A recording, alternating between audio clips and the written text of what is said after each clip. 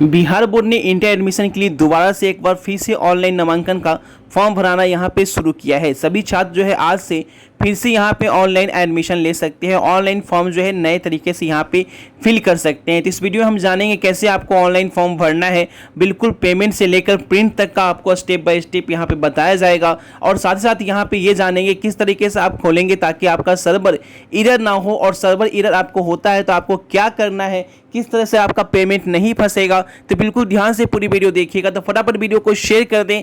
दोबारा से एक बार फिर से आप लोग का इंटर एडमिशन का फॉर्म भराना शुरू हो गया है और इस तरीके से फॉर्म जो है वो आपका भरा जा रहा है। और सभी परीक्षार्थी को इसी तरीके से आपको फॉर्म भरना है ताकि आपका फॉर्म रिजेक्ट ना हो जाए और इस बार जो है वो आपके चांसेज गलती के ना रह जाए, क्योंकि इस बार जो है साफ साफ दिशा निर्देश दिया गया है कि अब जो है इंटर एडमिशन का फॉर्म आज 1 जून से लेकर 7 जून तक आप सभी एडमिशन का ऑनलाइन फॉर्म यहां पे सभी भर सकते हैं। इसके लिए बिहार बोर्ड ने पहले नोटिस जारी किया, तो पहले नोटिस पे देख लें, उसके बाद यहाँ पे फॉर्म भरे। पहले नोटिस देख लीजिए, नोटिस में क्या कहा गया है, फॉर्म जो है वो किस तरीके से आपको भरना है, बिल्कुल ध्यान से देखिएगा ताकि आपका मेरिट लिस्ट में नाम आ सके। क्योंकि जो है 7 जून तक अगर एडमिशन चलेगा तो मेरिट लिस्ट जो है उसके बाद यहाँ पे जारी किया जाएगा और मेरिट लिस्ट में किस आधार पे आपका नाम आएगा वो सब कुछ यहाँ पे बताया गया है। तो बिल्कुल ध्यान से देखिएगा, यहाँ पे क्या कहा गया है कि ये जो एडमिशन है वो OFSS के थ्रू ही चलेगा और ये जो एडमिशन पहले जो 17 मई से 26 मई तक लिया था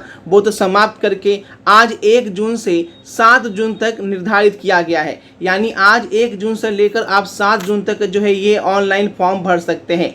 पहले से जिसका फॉर्म भरा गया था, ठीक है, अगर लॉगिन करने पे उनका फॉर्म प्रिंट आउट वाला खुल जाता है तो उनका वैध होगा। अगर लॉगिन करने पे उनका पहले का फॉर्म नहीं दिखता है तो उन्हें फिर से अप्लाई करना होगा। ठीक है, तो इसे यहाँ पे समझ लीजिएगा। एक बार आप लॉगिन करके अपना देख लीजिएगा कि आपका पुराना वाला फॉर्म खुल रहा है या नहीं खुल रहा है। अगर नहीं खुल रहा है तो आपको री अप्लाई करना है, 7 जून से पहले कर देना है। उसके बाद यहाँ पे मेरिट लिस्ट जो है बिहार विद्यालय परीक्षा समिति जारी करेगी। इंटरमीडिएट में नामांकन हेतु बिहार बोर्ड के साथ साथ आप किसी बोर्ड के हैं, CBSE के हैं, ICSE के हैं या किसी बोर्ड के 10वीं परीक्षा उत्तीर्ण हैं, सभी जो है निर्धारित समय अवधि में आवेदन दे सकते हैं। इसके बाद आवेदन नहीं होगा। आवेदन की प्रक्रिया समाप्त होने के बाद बिहार बोर्ड के विद्यार्थियों की भांति अन्य बोर्ड के विद्यार्थियों का भी प्रथम मेरिट लिस्ट जारी किया जाएगा और उसी के आधार पर आपका नामांकन जो है वो यहाँ पे लिया जाएगा। जो भी नामांकन के इच्छुक विद्यार्थी हैं समान आवेदन प्रपत्र एवं सामान्य सूची को ध्यान पूर्वक अवश्य पढ़ लें। एक मोबाइल नंबर और एक ईमेल आईडी का इस्तेमाल एक आवेदन भरने के लिए ही किया जाएगा। यानी अगर आप एक मोबाइल नंबर से कोई फॉर्म आपका गलत हो गया है और फिर से आप सुधार करना चाहते हैं, एडिट करना चाहते हैं, तो आपको मोबाइल नंबर और ईमेल आईडी दोनों आपको चेंज करना होगा, तभी आप फॉर्म जो है सुधार कर सकते हैं। नहीं तो गलत हो जाने पे कोई सुधार नहीं होगा, क्योंकि एक मोबाइल नंबर और एक ईमेल आईडी से केवल एक फॉर्म ही आपका भरा जाएगा। ठीक है, उसके बाद देखिए आगे क्या कहा गया है। विद्यार्थियों को आवेदन करने हेतु सहज वसुधा केंद्र का गठन किया है, जहां वे फॉर्म को डाउनलोड करके उसका प्रिंट निकाल सकते हैं।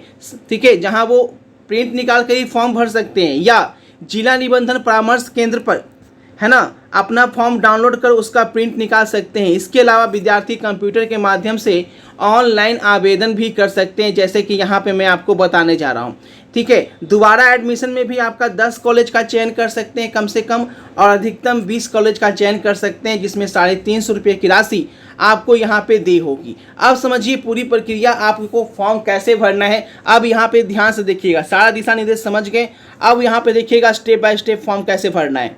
अब जो नया डेट है वो है आपका 1 जून से लेकर 7 जून तक आपको जो है एडमिशन यहाँ पे कराना है। अब देखिएगा यहाँ पे अब आपको नीचे की ओर जाना होगा, जहाँ पे आपको ऑफिशियल वेबसाइट का लिंक मिलेगा और वहाँ से आप जो है यहाँ पे ऑनलाइन आवेदन जो है वो यहाँ पे कर पाएंगे। ठीक है, तो यहाँ पे मैं सीधे आपको नीचे की ओर लेकर चलता हूँ, जहाँ से आपका लिंक जो है वो देखने को मिलेगा। जो डॉक्यूमेंट है, ये डॉक्यूमेंट जो है वो आपको रखने हैं। Intermediate admission form, 10th marksheet, विद्यार्थी का Aadhaar card, SLC 2 passport size photo, caste certificate, other document, admission फी।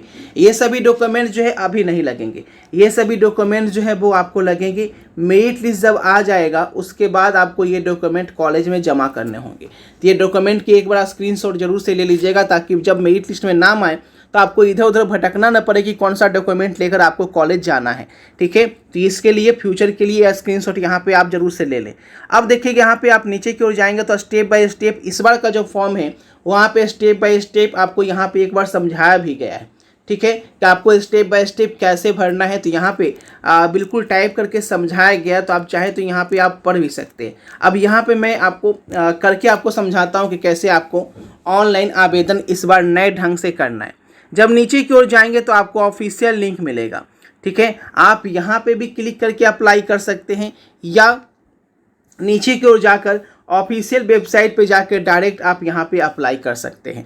ठीक है, तो मैं ऑफिशियल वेबसाइट पे भी लेके चलता हूँ डायरेक्ट, जहाँ से आप ऑनलाइन अप्लाई कर सकते हैं। तो यहाँ पे जब लिंक पे क्लिक करेंगे तो 2-3 सेकेंड का यहाँ पे टाइम लेगा, ऑफिशियल जो है वो आपका वेबसाइट जो है वो यहाँ पे खुल जाएगा। तो इस तरीके से आपका ऑफिशियल वेबसाइट एक बार फिर से खोला गया है और यहीं पे आपको ऑनलाइन आकर फॉर्म भरना है। तो यहाँ पे जो दिशा निर्देश दिए गए हैं एक बार फिर से आपको पुनः यहाँ पे पढ़ लेना है कि कैसे आपको पेमेंट करना है। ये दिशा निर्देश यहाँ पे जारी किया गया है और ये भी बताया गया है कि एक मोबाइल नंबर और एक ईमेल आईडी से केवल एक ही फॉर्म फिल होगा। अगर आप फिर से फिल करना चाहते हैं तो आपको मोबाइल नंबर और ईमेल आईडी चेंज करना होगा। जो विद्यार्थी पहले से फॉर्म फिल कर चुके हैं वो एक बार लॉगिन बटन का सहारा लेंगे और वहां से लॉगिन करेंगे।